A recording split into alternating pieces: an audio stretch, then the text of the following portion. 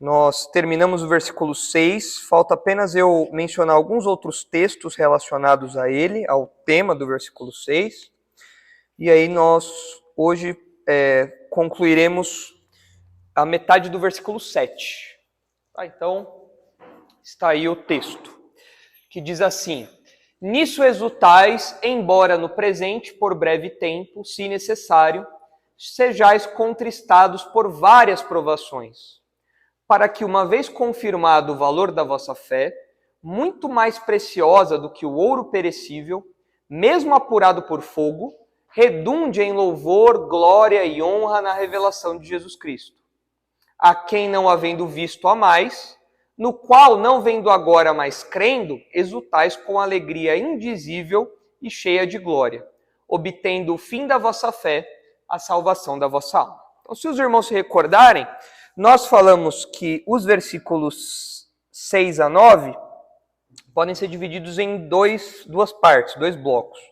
São duas considerações sobre a fé que é colocada sob pressão. Os leitores de Pedro estavam sob pressão. Os leitores de Pedro estavam sendo perseguidos não de maneira estatal, não é que o Estado estava perseguindo, causando prisões, esse tipo de coisa, não era isso ainda, mas eles estavam experimentando um tipo de perseguição social, que é muito possível nós experimentarmos. E nós experimentamos num certo grau. Todo crente experimenta isso num certo grau. É a perseguição no trabalho, é a perseguição na escola, na faculdade, na família, as piadas, as injustiças, tudo isso. Então isso é o que os leitores de Pedro estavam enfrentando. E essa fé dos leitores de Pedro, então, estava sob pressão. E essa fé sob pressão, nós fizemos aí duas considerações. A primeira consideração diz respeito ao valor da fé. Isso está aí nos versículos 6 e metade do versículo 7. Então, a primeira consideração que Pedro faz é baseada no valor da fé. Então, está aí, versículo 6 e até aqui do versículo 7. Falta só um pedacinho do versículo 7. Porque no versículo 7 começa a segunda consideração, que é os resultados da fé. Então, num primeiro momento, Pedro mostra o valor da fé e, na sequência, ele fala os resultados da fé. Porque ele diz que essa fé vai redundar em louvor, glória, honra na revelação de Jesus Cristo, a quem não havendo visto a mais. Né? E aí, no final, ele fala que o resultado máximo aí dessa fé é a salvação da vossa alma. Que não alma no sentido simplesmente espiritual, é a alma contra o corpo. Não, a alma aqui é o ser como um todo, é a pessoa, é a salvação do indivíduo. Então esse é o resultado da fé. Então quem tem a fé salvadora, que está aqui sob pressão, tem uma fé muito valorosa, muito valiosa e experimenta ou experimentará esses resultados aí que nós veremos futuramente. Mas, no primeiro bloco aí, que está dos versículos 6 a 7, nós, na semana passada, falamos que Pedro está seguindo uma linha de raciocínio. Ele está seguindo o seu pensamento. Então, quando ele fala ali do nisso exultais, ele está falando do quê? Da salvação que ele acabou de descrever nos versículos 3 a 5. Então, desce um pouquinho aí, por favor, Isaac, só para a gente ver os versículos 3 a 5. Pedro, quando fala aqui nisso, ele está querendo falar disso tudo aqui. Então, em que o crente se alegra? Em que o crente se regozija? Na salvação, no sentido mais completo possível, que Pedro descreve aí. Que é uma salvação que nos traz uma viva esperança, é uma salvação que nos garante uma herança perfeita, e é uma salvação escatológica, é uma salvação que no futuro vai se mostrar de modo completo, sobre todos os aspectos do pecado. Nós vamos ser libertos, livres de todos os aspectos do pecado, da presença do pecado, dos efeitos do pecado, tudo. Nós vamos ser libertos de tudo. Então, à luz disso daqui, Pedro fala, nisso, que ele acabou de falar, vocês exultam, vocês ficam felizes, vocês ficam alegres, vocês se sentem revigorados, regozijados. Mas aí vem a sequência do versículo 6, que é onde vem o balde de água fria, né? Embora, isso é no futuro. Essa exultação é presente, mas é porque Pedro lançou os nossos olhos para o futuro. Só que no presente, ao nosso redor, olha só o que tem acontecido. embora no presente, por breve tempo, se necessário, sejais contristados por várias provações. Então, é uma parte mais negra aí do versículo, uma parte mais densa do versículo. E nós vimos que essas várias provações aí, Pedro está se referindo a vários tipos de provação, vários tipos de adversidade que os crentes experimentam no presente. E nós, inclusive, lemos versículos da carta de Pedro que mostram para nós, dão pistas para nós de quais eram as dificuldades que os crentes experimentavam. Então, nós vimos que os servos estavam sofrendo injustiças dos seus senhores por serem crentes. É o patrão que fazia mal ao funcionário crente por o funcionário ser crente. Nós vimos que havia ameaça da parte dos incrédulos. Nós vimos que havia difamação, injúria, insulto. O próprio diabo era um agente que causava provações, como aconteceu com Jó, por exemplo, acontecia também com aqueles crentes, isso no mundo todo. Pedro fala no capítulo 5, olha, sofrimentos como esse estão acontecendo no mundo todo. Os crentes estão sofrendo em todos os lugares, não é só o caso de vocês aí. Então, tudo isso compõe essas provações que Pedro fala aqui. E ele fala que esse sofrimento, aqui a palavrinha contristados, a ideia de um sofrimento. Tá? Ele fala que isso é algo que acontece no presente, nós vimos isso, é algo que acontece no presente porque Pedro está contrastando o presente com o futuro glorioso. No futuro não vai mais haver sofrimento. No futuro os crentes vão estar totalmente livres disso. Mas no presente nós estamos dentro dessa névoa densa de sofrimento. Então ele fala, no presente é assim. Ele fala que esse sofrimento é breve, é algo transitório, é algo rápido. E nós até falamos que é como a picadinha do enfermeiro, quando dá a injeção. Né? Aqui o enfermeiro fala, é só uma picadinha. Pra gente parece uma eternidade, especialmente para as crianças. Né? Parece uma eternidade a picadinha, não acaba. O sofrimento é a mesma coisa, é a picadinha. Comparando o sofrimento presente com a eternidade, é coisa rápida. Mas nós estamos na parte da injeção ainda. A enfermeira não tirou ainda a agulha, então a gente está sofrendo lá. Mas é breve. Quando a gente compara com a eternidade, é breve, é só uma picadinha. E nós vimos que é algo também necessário. Necessário no sentido das coisas serem desse jeito. É como Deus quis que as coisas fossem. Nós vimos até que essa expressão aí dá a ideia de Deus atuando pelas circunstâncias e usando as provações para atingir os seus propósitos. Então é assim que Pedro descreve as provações. É assim que Pedro descreve o sofrimento presente. E nós terminamos, na semana passada, falando de um contraste ou de um paradoxo aí do versículo 6. Qual que é o paradoxo aí do versículo 6? Tem dois sentimentos ali, ou melhor, duas realidades ali que elas parecem contraditórias, mas que o crente tem as duas. Qual é o aparente paradoxo aí? Aparente contradição? Exato. Por um lado, Pedro está falando, vocês têm alegria, e vocês têm motivo para estar alegres. Mas por outro lado ele fala, mas no presente vocês são apertados, contristados, vocês sofrem também. Então a gente vê esse paradoxo aí, esse aparente paradoxo, né, essa aparente contradição que você falou, mas o crente é alguém que se alegra ou o crente é alguém que sofre? Resposta, as duas coisas.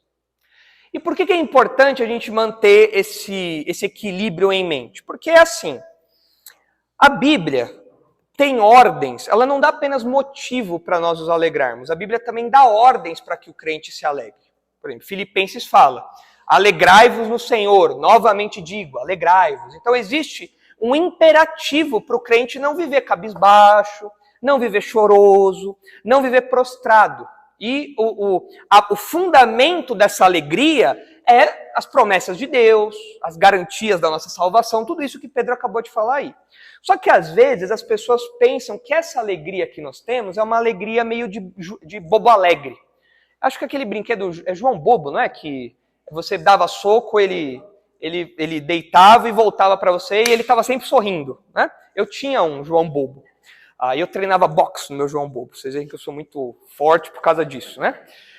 E eu treinava, o que aconteceu? Eu dava o soco, o João Bobo sempre sorrindo, sempre cheio lá, né? Sempre. E tem gente que pensa que o crente é assim, que o crente é um João Bobo. Então o crente está apanhando, sofrendo, sendo perseguido, mas ele tem que estar sempre com um sorriso no rosto, ele não pode nunca estar triste, ele não pode nunca estar cabisbaixo. Mas não é o que o texto diz. O texto fala que nós estamos sendo contristados nesse mundo. Há um sofrimento nesse mundo. Nós ainda convivemos com o pecado. O nosso pecado, a perseguição, os efeitos do pecado ao nosso redor. Isso nos causa tristeza.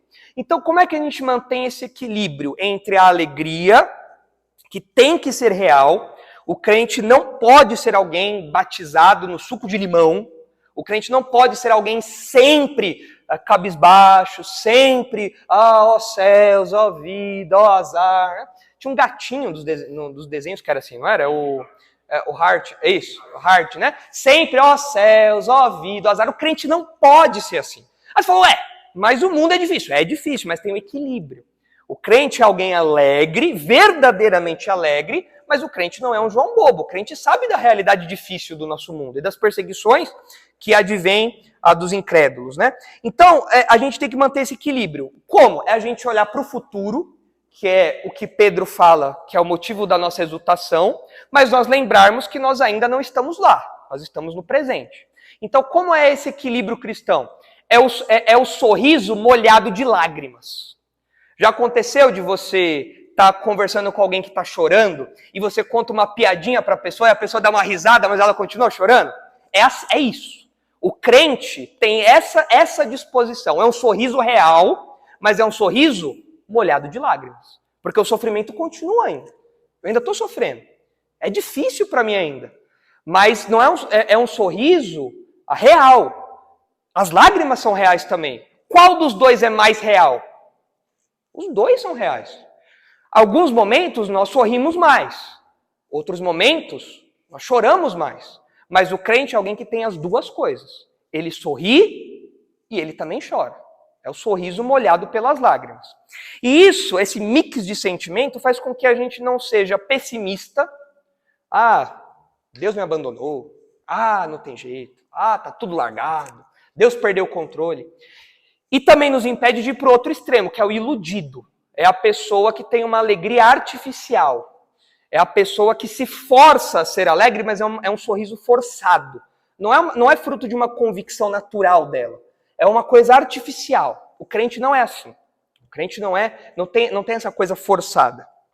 Agora a pergunta é possível, na prática, nós nos alegrarmos em meio a um cenário de tristeza, de sofrimento, de provação? É possível, na prática, é possível nós sentirmos uma alegria real, mesmo chorando? É possível, na prática, nós experimentarmos isso? Eu acho que é. Sabe por que eu acho que é? Primeiro, porque existe uma verdade. A verdade, que nós já até falamos semana passada, é que a nossa alegria não é uma alegria circunstancial, ou seja, não é uma alegria baseada nas circunstâncias. O mundo pode estar desabando. As minhas esperanças estão enraizadas em quem? Em Deus. E nas suas promessas. E Deus não muda. Então, o mundo pode desabar. Deus, as suas ações e as suas promessas estão lá firmes. Então, essa é uma verdade que faz com que a nossa alegria não seja circunstancial. Mas, olhando para alguns textos e pensando no que estava acontecendo com os leitores de Pedro, que eles estavam sofrendo por serem crentes.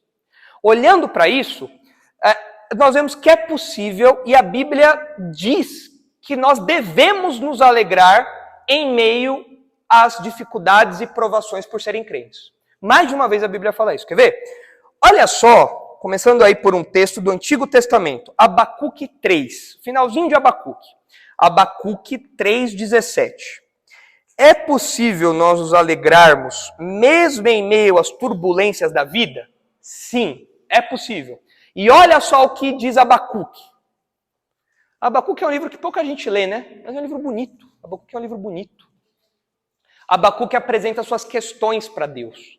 Abacuque sabe que os babilônios vão se levantar para trazer juízo contra Judá.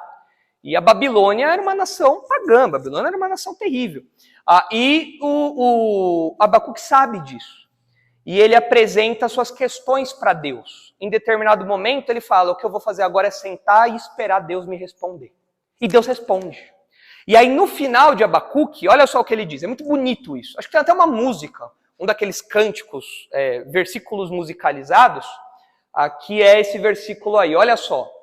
Ainda que a figueira não floresça, nem haja fruto na vide, o produto da oliveira minta, e os campos não produzam mantimento, as ovelhas sejam arrebatadas do aprisco, e nos currais não haja gado. Essa situação é uma situação de quê? Caos, tragédia. Acabou. Ó, a figueira não floresceu. Não tem fruto na vide.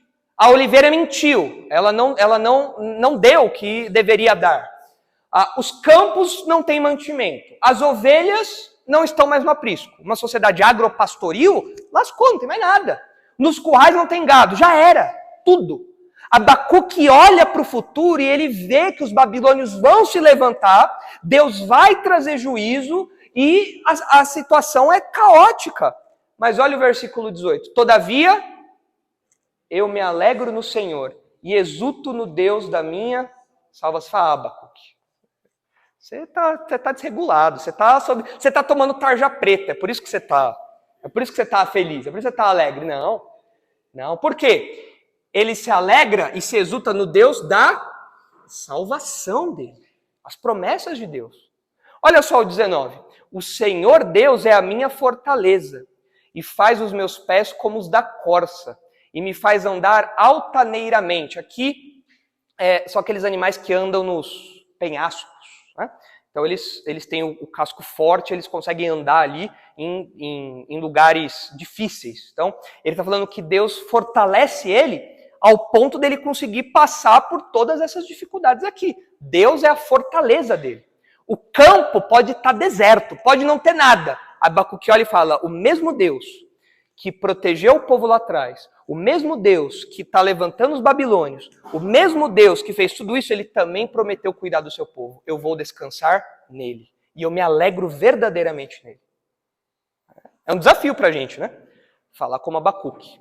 Olhando as circunstâncias que ele está vendo e a resposta que ele deu, é um desafio para a gente. Mas ele está olhando para as circunstâncias ou ele está olhando para Deus? Está olhando para Deus. Ele não está ignorando o que está acontecendo ao seu redor. Ele não está fechando os olhos.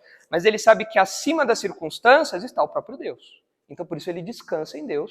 E ele sabe que Deus é o Deus da salvação dele, que vai prover, vai cuidar ali suficientemente. Agora vamos para o Novo Testamento. Olha só. 2 textos aí que falam algo parecido. O primeiro texto é Mateus 5. Isaac, abre aí, por favor. Em Mateus 5, versículos 10, 11 e 12. São palavras do próprio Jesus, olha só. Mateus 5, versículos 10, 11 e 12.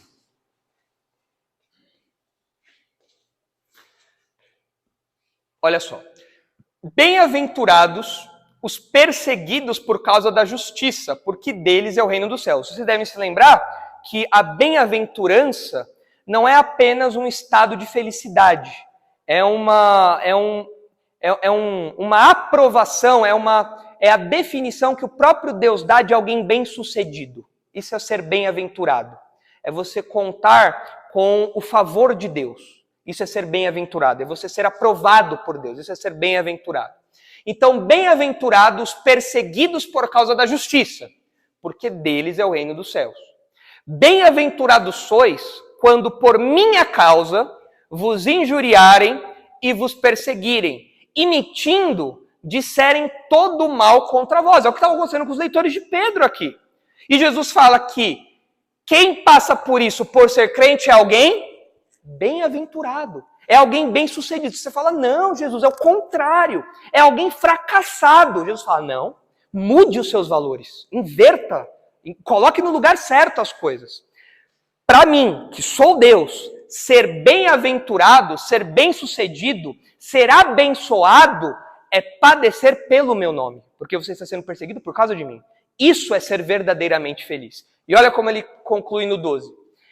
Regozijai-vos e exultai, porque grande é o vosso galardão nos céus, pois assim perseguiram os profetas que viveram antes de vós. Olhando para o versículo 12, qual é o motivo da minha alegria? Quando eu sou perseguido agora, por que eu tenho que ficar alegre? Olhando para o versículo 12. porque existe uma recompensa guardada para mim. Engraçado, não foi isso que Pedro acabou de falar, nos versículos que a gente estudou lá nos 3 a 5, de uma herança que está guardada, reservada, protegida. Ou seja, tanto Pedro como Jesus estão falando para a gente olhar para o futuro. Olha, se alegrem. Primeiro, vocês são abençoados, porque vocês estão sofrendo pelo Evangelho. Mas lembrem-se que vocês têm um grande galardão no céu. Vocês têm uma grande recompensa lá para vocês. Um presente que Deus vai dar para vocês. E tem aí no versículo 12 também um aspecto de honra. Eu me sinto honrado nas palavras de Jesus aí. Onde tem esse aspecto de honra aí?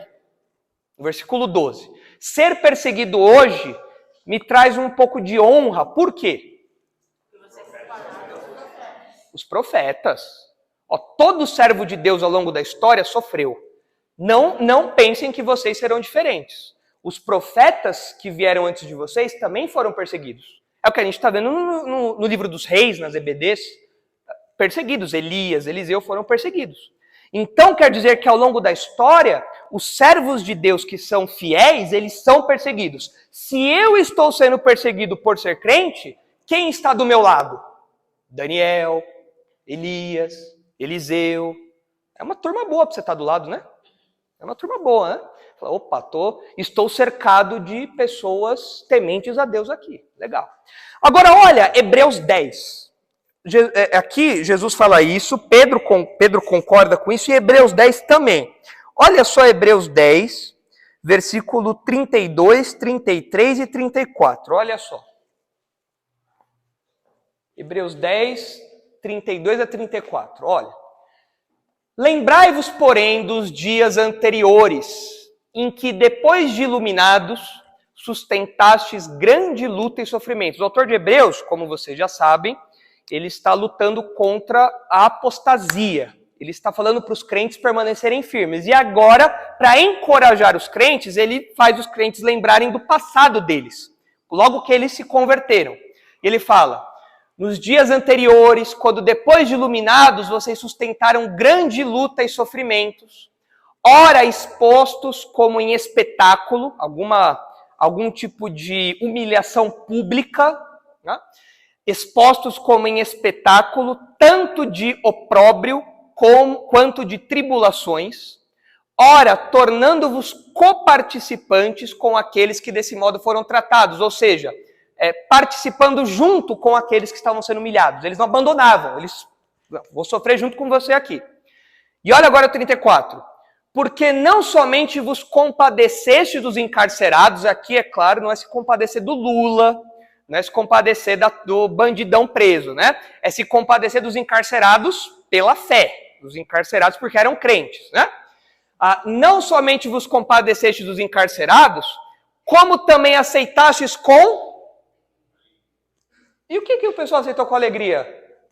O espólio dos nossos bens. O pessoal tomou os bens. Você é crente? Então dá aqui seus bens para mim.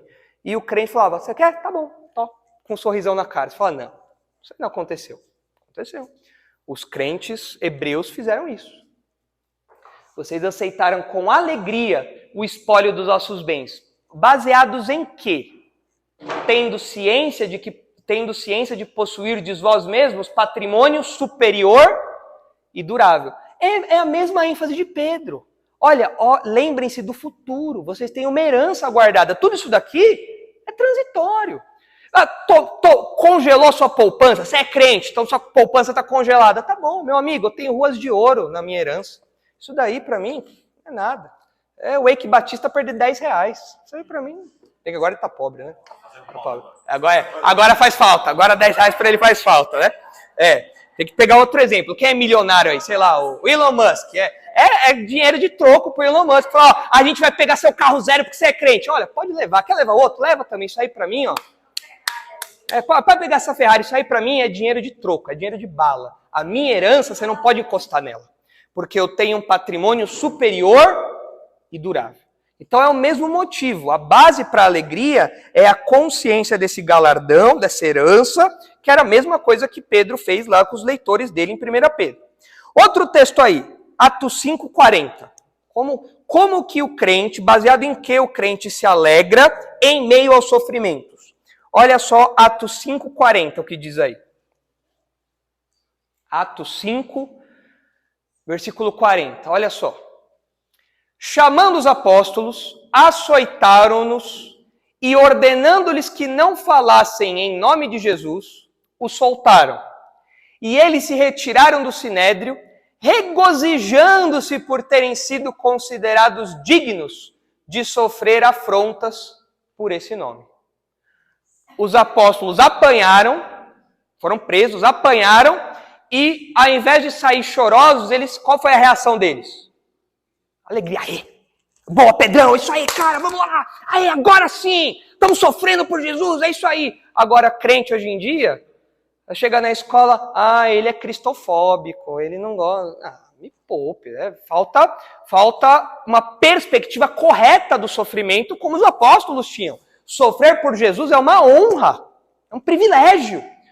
Eles se regozijaram por terem sido considerados dignos. Deus falou, vocês vão sofrer pelo meu nome. Legal. Agora sim eu estou feliz. É isso mesmo que eu quero. Sofrer por Deus é uma honra. Bem diferente do que a gente vê hoje em dia, os evangélicos por aí, né? Mas a gente vê que sofrer pelo evangelho é motivo de alegria por ser um privilégio, né? Por nos identificarmos com Cristo. Quem é esse nome aqui? Que está com N maiúsculo até. Quem é? É Jesus, é o nome. Então eles sofreram afrontas por causa de Jesus. Isso foi um privilégio para eles. Então, o crente, de certo modo, é um bicho meio estranho, né? Ele apanha e, ao invés dele sair choroso, ele sai sorridente. Mas ele não apanha por qualquer motivo, né? Apanhei porque eu sou bandido. O próprio Pedro vai falar, não vem com esse papo não. Se apanha por ser bandido, você tem que mudar. Mas se você apanha por ser crente, sorrisão de orelha a orelha, porque você está sendo identificado com Jesus. As pessoas olham para você e veem Jesus. E por isso, por odiarem Jesus, elas odeiam vocês também. O próprio Jesus falou que isso ia acontecer, né? Então não é surpresa nenhuma. Outro texto aí. Esse até lembra um pouco o palavreado aí de Pedro também, de Tiago. Olha só Romanos 5. Olha só. Romanos 5, 1.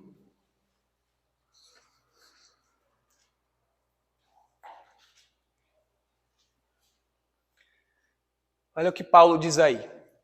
Justificados, pois, mediante a fé, temos paz com Deus. Justificados, pois, mediante a fé, temos paz com Deus, por meio de nosso Senhor Jesus Cristo, por intermédio de quem obtivemos igualmente acesso, pela fé, a esta graça na qual estamos firmes, e gloriamo-nos na esperança da glória de Deus. Aqui, Paulo está falando da justificação pela fé, ou seja, é você ser considerado justo diante de Deus. Todo homem nasce culpado, e para ser considerado justo, ele tem que crer em Jesus, e isso acontece mediante a fé. Então ele é considerado justo. Quando isso acontece, nós agora temos acesso a Deus, temos paz com Ele, e nós nos gloriamos em uma esperança. Que é essa esperança da glória de Deus? É de um dia nós participarmos dessa glória. Nós aguardamos isso. Vocês devem lembrar que eu mencionei, inclusive, que esperança para o crente não é um mero otimismo. Esperança não é você falar, quem sabe acontece, mas eu tenho muita esperança que vai acontecer. Esse otimismo pode ser que aquilo aconteça ou não. No caso do cristianismo, não é um otimismo. Esperança é você aguardar com convicção aquilo que vai acontecer. Eu estou aguardando. A história está indo e aquilo vai chegar. Eu estou aguardando, eu tenho convicção disso. Não é um otimismo. Então nós temos uma esperança real de que um dia partilharemos da glória de Deus. Olha a sequência agora. E não somente isto, mas também nos gloriamos nas próprias tribulações, sabendo que a tribulação produz perseverança. Os irmãos conhecem essa palavrinha aqui. Qual é a palavrinha aqui? Os irmãos conhecem essa palavrinha no grego. Qual é a palavrinha aqui? Hipomone. Lembra de hipomone de Hebreus? O que é hipomone em Hebreus? É você ficar firme. É a tempestade vir e você não sair do lugar. Você ficar firme, que é o que o autor de Hebreus queria que os seus leitores fizessem. Então, a provação produz... Cadê ali? Ali. A tribulação produz perseverança, resistência. Você fica firme. A provação vem, o crente finca o pé. Ele não sai.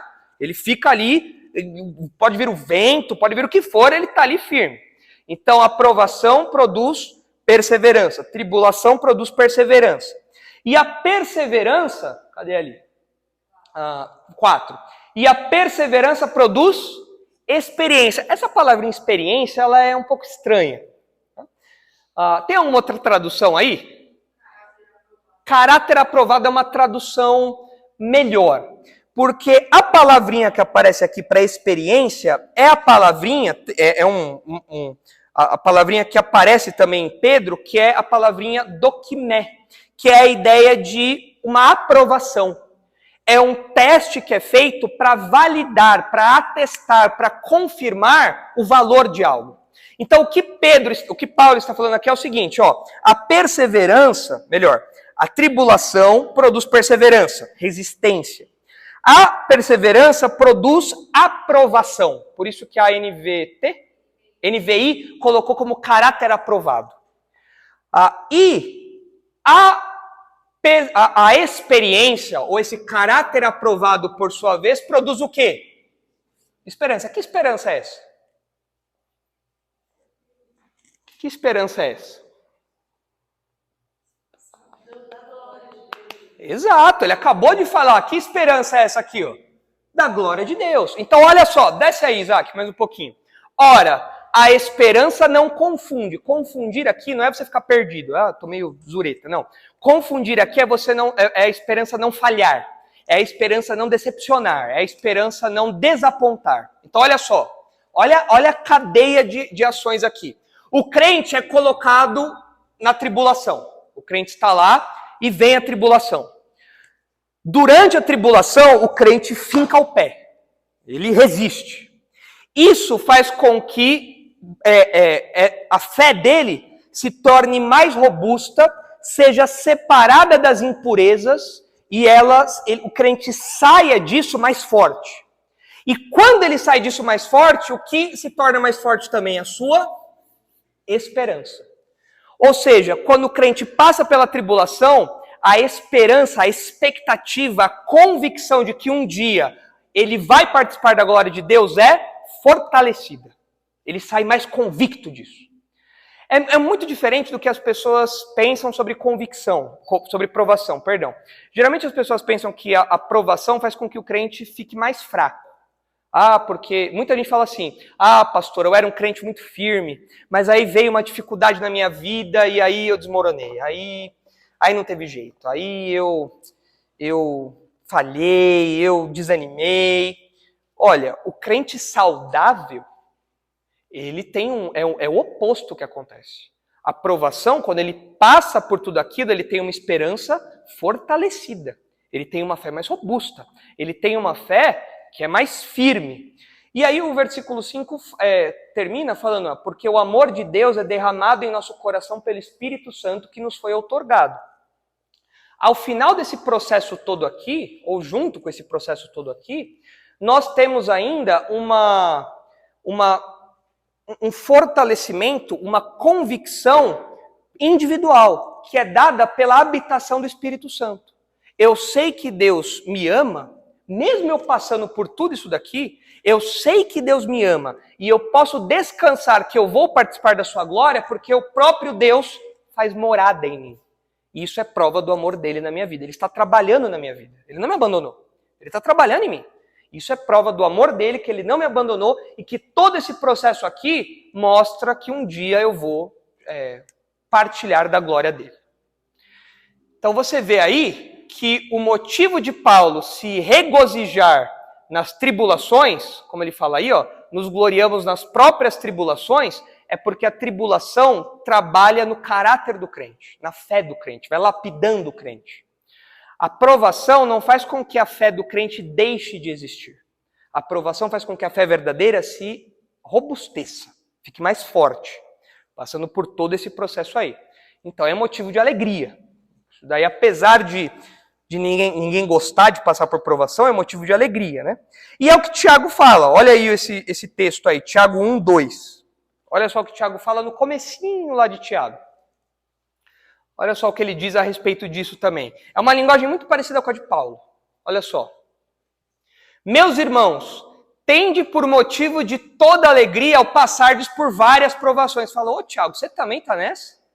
Essa coisa de ser alegre, passar por várias provações, Tiago, tende motivo de toda alegria, de grande alegria, o passardes por várias provações, sabendo, tendo a noção de que a provação da vossa fé, uma vez confirmada, produz perseverança.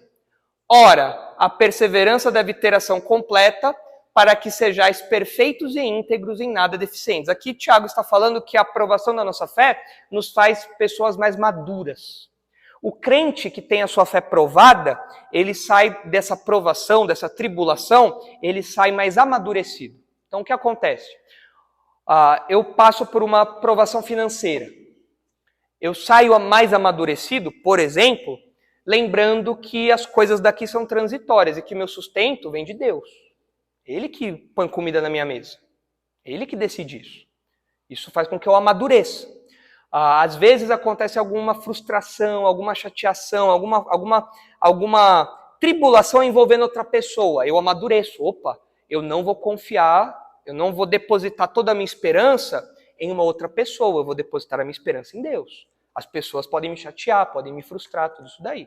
Então, uma série de tribulações faz com que a nossa fé seja mais robusta, nós nos tornemos crentes mais maduros. E isso, segundo Tiago, é motivo de alegria. Agora, volta lá para Pedro, Isaac, e olha só como começa aí o versículo 7, que é onde a gente vai parar por hoje. Nós não vamos ler o versículo 7 inteiro. Olha só, então ele diz no 6, nisso exultais, embora no presente, por breve tempo, se necessário, sejais contristados por várias provações. É o equilíbrio do crente. É a alegria, mas ele sabe que aqui ele vai ter sofrimento. Então ele tem esse equilíbrio aí, e a gente viu que é possível levando todos esses fatores em conta. E olha só como Pedro continua. Para que, uma vez confirmado o valor da vossa fé, muito mais preciosa do que o ouro perecível, aqui entra o nosso ponto propriamente dito. Pedro mostra para nós o valor da fé. Qual que é o valor da fé aí? Grande ou pequeno? Olhando para o versículo 7. A nossa fé tem um valor grande ou um valor pequeno? Vale dinheirinho de bala? Grande. É mais valioso do que o quê? Do que ouro, né? Se fosse o Silvio Santos escrevendo essa carta, que fala que barras de ouro valem mais do que dinheiro, ele falaria que a nossa fé vale mais do que barras de ouro. Que valem mais do que dinheiro. Mas Pedro está mostrando esse valor singular aí. Olha só o que ele fala. Ele diz para nós que o propósito das provações, fica claro aí que o propósito das provações é atestar ou confirmar o valor da nossa fé. Quando o texto fala ali, uma vez confirmado o valor da vossa fé, a palavrinha que aparece aí é uma palavrinha só, é a palavrinha dokimion. Que é a ideia, essa palavrinha ela era usada no contexto de você avaliar os metais. Por isso que ele fala aqui, inclusive, do ouro. Porque era algo aplicado ao ouro, à prata. O que é essa avaliação aí? Essa avaliação não servia para você saber se determinado metal era ouro ou não. Essa avaliação, ela tinha por objetivo ressaltar o valor daquele metal. Porque quando você tem o ouro, por exemplo, o ouro acaba se misturando com outros metais, acaba se misturando com outras impurezas. Quando você põe o ouro no fogo, você não está questionando o valor do ouro, mas o que você está fazendo? Você está ressaltando o ouro na sua maior glória. Você está fazendo com que todo o ouro venha à superfície e as impurezas sejam colocadas de lado. Mas você não está questionando o valor do ouro. Você não está avaliando, deixa eu ver se é ouro mesmo. Não é isso. O que Pedro está falando aqui com essa palavrinha, não é que a nossa fé está sendo questionada. Deus fala, vou colocar vocês na provação para ver se você tem fé ou não. Numa leitura inicial, essa é a ideia que vem à nossa mente. E não teria problema nenhum Deus fazer isso. Não tem problema nenhum isso. Mas a ideia não é essa. A ideia não é questionar a nossa fé para saber se ela é verdadeira ou não, por meio das provações, por meio do fogo. Não é isso. O que Deus faz por meio das provações, de acordo com Pedro, de acordo com Tiago, que usa a mesma palavrinha, é ressaltar esse valor singular da fé. O fogo faz com que o ouro puro da nossa fé venha à superfície e todas as impurezas sejam deixadas de lado. É um processo não é diretamente de purificação, mas envolve purificação. Envolve você ressaltar esse metal puro aí. Então é confirmar a fé verdadeira. Essa palavra ela diz respeito a uma avaliação que já vem com um teste positivo, já vem com um atestado positivo. Ó, verdadeiro. É verdadeiro e eu vou mostrar aqui para vocês que é verdadeiro. É isso. Então isso ressalta a veracidade, o valor da fé. Então se tem fé, ela é boa. Para deixar isso mais claro, eu trouxe aqui uma aspas do pastor John MacArthur sobre isso. Olha só. Porque isso daqui às vezes confunde muita gente. As pessoas falam, Deus está provando a minha fé para ver se a fé é verdadeira. Mas não é isso que o texto está falando. O texto não está falando que Deus quer saber se a sua fé é verdadeira, não. Primeiro porque ele já sabe. Segundo, porque não é esse o objetivo da tribulação aqui. O objetivo é outro. É ressaltar o valor dessa fé, é tornar a sua fé mais robusta, é tirar essas impurezas e atestar, olha, essa fé realmente ela é comprovada e ela se destaca aqui. Olha só o que o pastor John MacArthur diz sobre esse texto aqui. Deus faz isso não porque precisa descobrir quem é um verdadeiro crente, mas para que os crentes possam ganhar alegria e confiança em sua fé comprovada. Entenderam? Vou ler de novo aqui, ó. Deus faz isso não porque precisa descobrir quem é um verdadeiro crente, mas para que os crentes possam ganhar alegria e confiança em sua fé comprovada. Percebem aqui? Eu lembro que quando eu fui, um tempo atrás, quando eu fui fazer as alianças, né, de namoro, noivado, casamento, eu peguei, minha mãe me deu algumas joias dela lá, eu fui lá na, como chama, Rodouro, a Barão de Paranapiacaba. Né? Fui lá e falei, já era, vou fazer aqui, peguei lá várias correntes de ouro, falei, até 1 quilo de ouro aqui, né? Cheguei lá, falei, agora eu vou fazer anel ali, vou até vender. Aí eu cheguei lá e o Ourives lá, né, o rapaz lá, ele pegou, antes de queimar o negócio, ele raspou um pouquinho o anel e falou, isso aqui não é ouro não. Eu falei, como assim isso aí não é ouro? Você chama de mentiroso? Como assim não é ouro? Não, mas ó, isso aqui não é ouro não, dá pra ver e tal, né? Bom, enfim. Agora, eu levei várias coisas. Uma delas não era ouro, mas outra era ouro. Senão o prejuízo ia ser enorme, né? Não tem nada de ouro aí, mas outra era ouro. E quando ele botou lá, quando ele fez o teste lá e viu que era ouro, eu fiquei com um sorriso de orelha a orelha. Falei, ufa, não vou precisar pagar do zero a aliança, né? Porque era seminarista na época, falei, meu Deus, tem condição, né? Preciso de um financiamento aí, fazer minha aliança, minha vida, sei lá, né? E eu fiquei, né? Mas tinha coisa que não era ouro. Mas quando era ouro, quando ele falou, não, isso aqui é ouro, aquilo me encheu de alegria. É isso que a aprovação faz.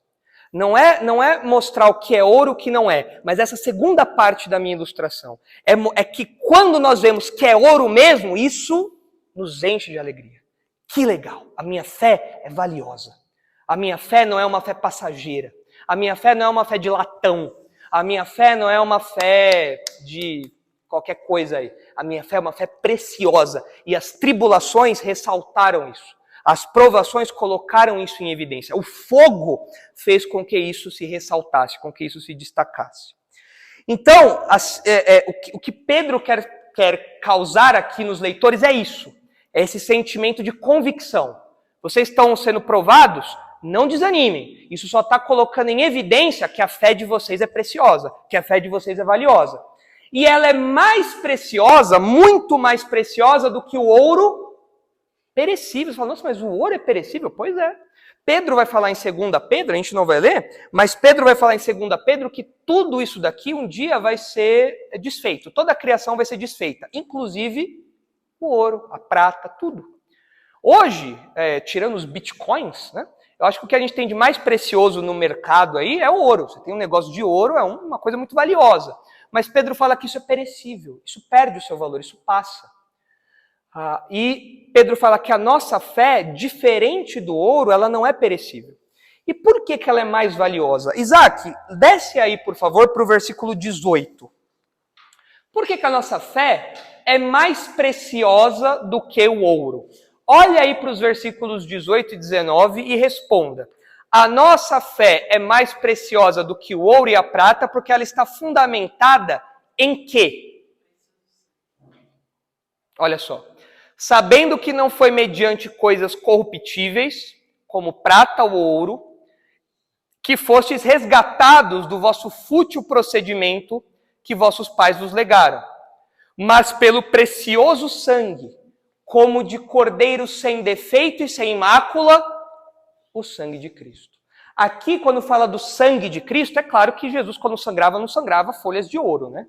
Ele não sangrava dourado, igual acontece nos filmes por aí, né? Tem filme que o pessoal corta, sangra dourado, né? Filme de vampiro, essas coisas assim. Não é isso. O sangue de Jesus era como a gente, tinha hemoglobina, tinha igualzinho o nosso. Mas, quando fala aqui do sangue de Cristo, Pedro está pensando em quê? Sangue é uma palavra que Pedro usa para se referir a quê? A morte, ao sacrifício de Jesus. A oferta que Jesus fez de si mesmo. E é uma oferta preciosíssima. O próprio Deus sangrou. Já pararam para pensar nisso? Que o próprio Deus morreu. Lá em Atos 20, 28 fala que Deus comprou a igreja com seu próprio sangue. Qual que é o valor do sacrifício do próprio Deus? Qual que é o valor disso? Me põe aí, quantos bitcoins vale isso daí? Quantas barras de ouro vale isso? Hã? Não dá. Não tem. Vai comparar com o quê? Pensa na coisa mais cara que você tem. Deixa eu ver. Acho que a minha coisa mais cara, sei lá, deve ser uma air fryer. Tá mal, hein? Pensa na sua air fryer. Power, você comprou lá na Polishop lá. Tá? Comprou lá, caríssima. Não tem nem comparação com o que Cristo fez por nós. É preciosíssimo, preciosíssimo. O nosso resgate foi feito pelo próprio Deus. É um sacrifício de valor incomparável.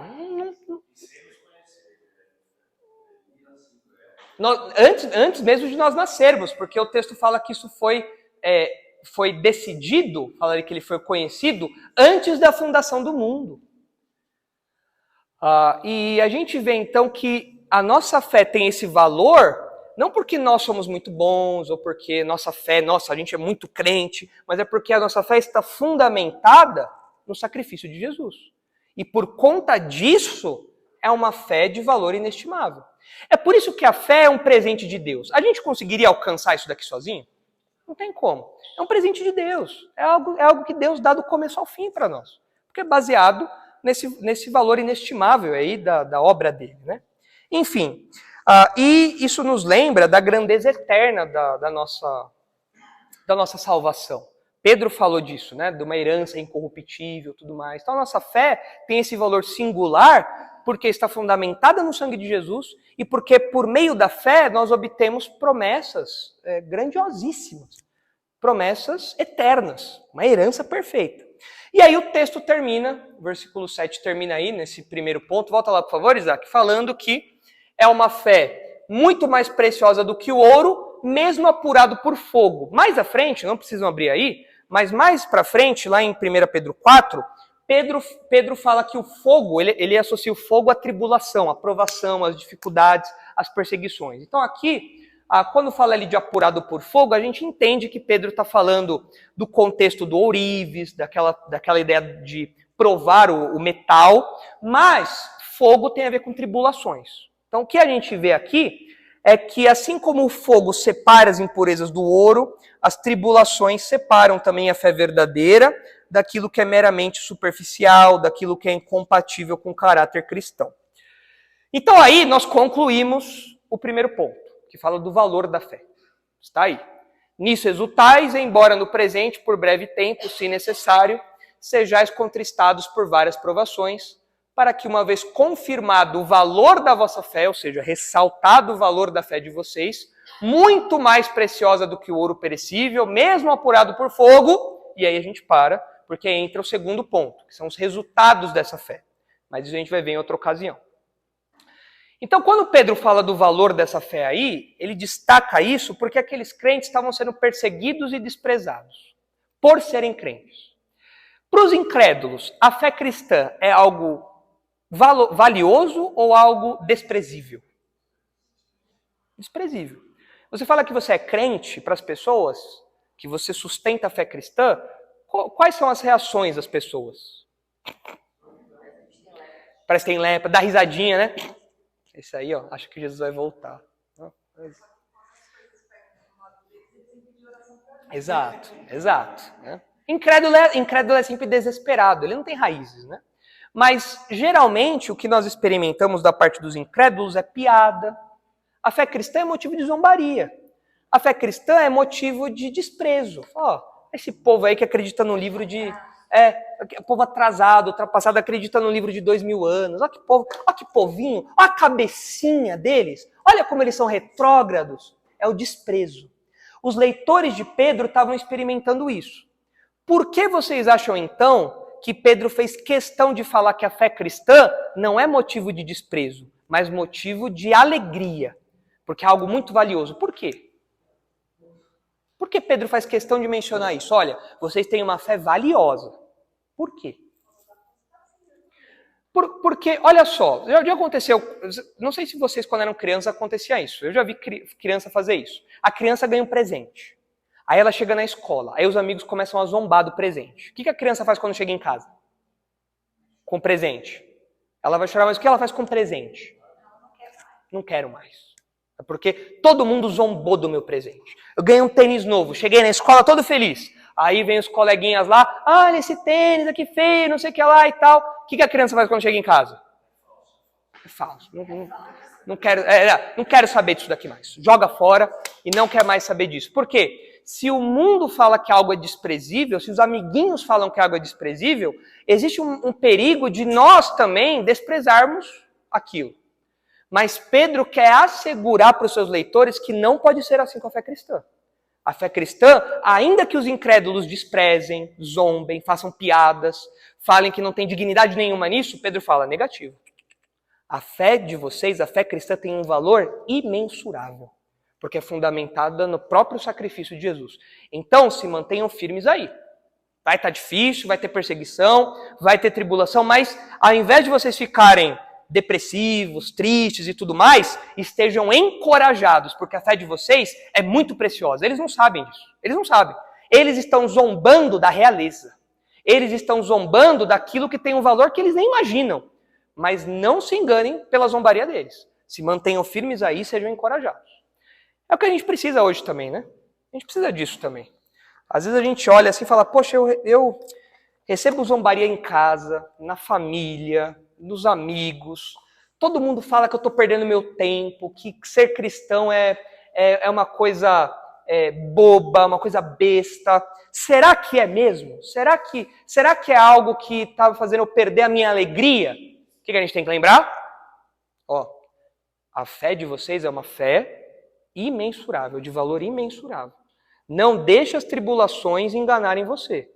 Pelo contrário, que as tribulações ressaltem o valor dessa fé. Diga, Shirley. Então, tem também hoje a questão, infelizmente, que o meio evangélico está causando muito escândalo. É. Então isso também... Isso é. A gente acaba pagando... Sim. A gente acaba pagando o pato por isso, infelizmente. Muito bem, gente. Vamos terminar então? O nosso tempo já avançou aí. Na próxima ocasião, a gente vê os resultados da fé. Pedro destaca aí o valor da fé para encorajar os crentes que estavam sendo perseguidos. Falando, olha, apesar das dificuldades, se mantenham firmes aí, porque a fé de vocês é preciosa, é valiosa. E agora, na sequência, ele vai falar dos resultados da fé. Mas aí a gente vê isso na próxima ocasião. Vamos orar? Santo Deus, nós agradecemos ao Senhor pela fé que nos foi dada. É uma fé que nós jamais poderíamos alcançar por nosso próprio esforço. nós jamais poderíamos alcançar por nossos próprios méritos, porque é uma fé maior do que qualquer coisa que nós possamos dar por ela. É uma fé de valor imensurável. É uma fé que tem um valor muito maior do que o ouro, do que a prata, porque está fundamentada na obra de Jesus, na obra do Senhor, na obra da redenção, o sacrifício perfeito que foi realizado na cruz. E nós agradecemos ao Senhor porque as tribulações ressaltam a preciosidade, a singularidade dessa fé, porque nos fazem depender menos das coisas daqui e mais do Senhor. Porque as tribulações nos fazem amar menos as coisas daqui e desejar mais as coisas do céu. E porque as tribulações nos fazem olhar menos para o presente e mais para o futuro glorioso que o Senhor tem reservado para nós. Assim como o valor singular da fé cristã encorajou os leitores de 1 Pedro, pedimos que o Senhor também nos encoraje em meio às zombarias, em meio aos insultos, em meio aos prejuízos que levamos por sermos crentes. Por favor, nos sustente em meio às dificuldades, às provações, às tribulações, e que isso nos traga alegria, para que nós possamos, assim, glorificar o Teu nome e descansar na verdade de que a nossa fé é uma fé preciosa, cujo valor é apenas ressaltado pelo fogo. Ajuda-nos a passar por esse fogo e glorificar o Teu nome. Leve-nos agora, por favor, em segurança para casa e nos traga de volta no final de semana para nos reunirmos com os nossos irmãos. E em nome de Cristo, nosso Salvador, que nós oramos. Amém.